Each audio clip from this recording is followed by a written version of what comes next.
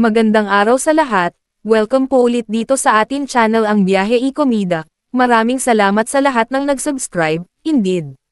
Punta tayo sa atin topic, September 17, 2025. Edu Manzano, pinatotsadahan si Speaker Martin Romualdez. Martin Romualdez, nakatakdang mag-resign bilang House Speaker. Kinumpirma ni House Deputy Speaker at Antipolo Representative Ronaldo Puno ang nakatakdang pagbibitiw sa tungkulin ni House Speaker Martin Romualdez ngayong Miyerkules, September 17, 2025. Iniiugnay ang pangalan ni Romualdez sa eskandalo ng flood control projects. Ang plano ni Romualdez na leave of absence bilang House Speaker ang unang balita na lumutang noong Martes, September 16. Ito ang pinagdududahang pinagmulan ng cryptic social media post ni Edu Manzano. Nakasaad dito, kung talagang mag-LOA ka bukas huwag ka nang bumalik para may oras kang harapin ang mga akusasyon ng korupsyon.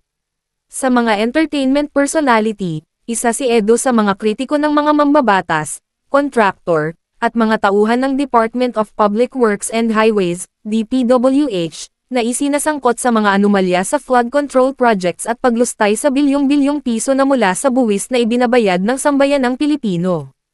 Pinapuna ni Edo ang mga tiwaling gawain ng mga sangkot sa anomalya sa pamamagitan ng kanyang mga nakakatawa pero nang iinsultong satirical social media posts. Pero ngayong umaga, hindi lamang leave of absence ang aksyong gagawin ni Romualdez.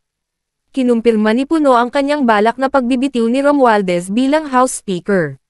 Patunay nito ang mga kagamitang inilabas mula sa opisina niya sa Batasang Pambansa noong Martes ng gabi. Si Romualdez at ang kanyang kaibigang si Ako Bicol Party List Representative Rizal Dico ang dalawa sa mga miyembro ng House of Representatives na idiniding may kinalaman umano sa maanomalyang flood control projects. Si Romualdez ay pinsang buo ni Pangulong Ferdinand Marcos Jr. Si Ko naman ay kasalukuyang nasa Amerika, mula pa noong July 2025, para sa medical check-up umano. Sa kabila ng nakatakdang pag-alis ni Romualdez sa pwesto, tiniyak ng mga lalahok sa 8 trillion peso march sa September 21 na tuloy ito. Kailangan pa rin daw sagutin ng mambabatas mula sa Leyte ang mga akusasyong may partisipasyon siya sa panlilinlang sa taong bayan. Ang 8 trillion peso march ang malawakang protesta laban sa massive corruption sa pamahalaan.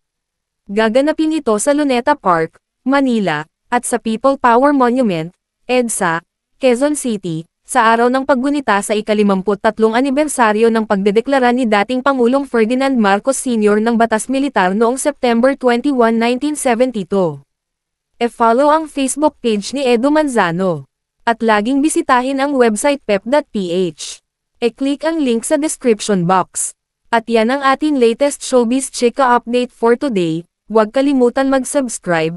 Click the notification bell for more showbiz chika updates, like and share the video at suportahan po ang ating Facebook page. Maraming salamat sa lahat ng nag-subscribe indeed. Magandang buhay sa lahat, adios!